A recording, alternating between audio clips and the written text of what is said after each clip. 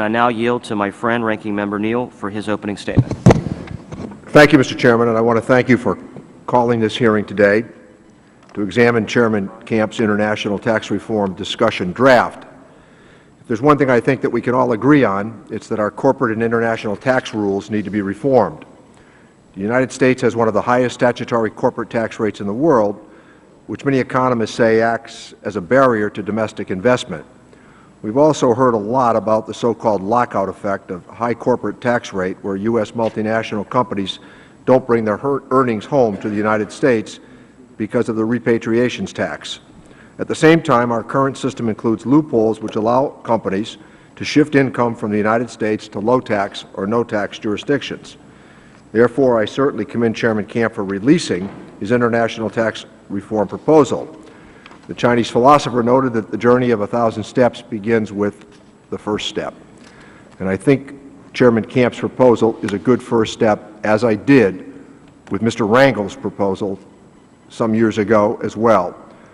When that proposal was offered, I was always amazed at the hysteria that once again prevented us from having a conversation about what an international tax system ought to look like for the United States.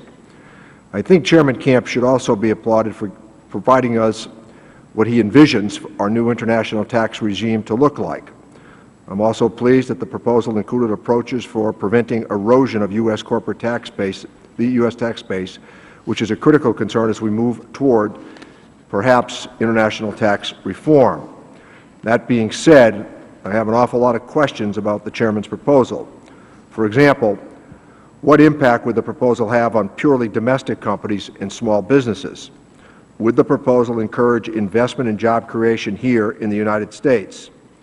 Although I think lowering our corporate tax rate on a revenue-neutral basis is a worthy goal, can we lower the corporate rate to 25% without eliminating important tax incentives that benefit job creation and investment in the United States, like the R&D tax credit? When it comes to lowering the top corporate rate to 25% on a revenue-neutral basis, Chairman Camp has given us a map without any street signs. So I'm glad we're having this hearing today to examine the Chairman's proposal, and I thank you and I thank the witnesses for bringing the hearing forward. Thanks, Mr. Chairman. Thank you, Mr. Neal. Before I introduce the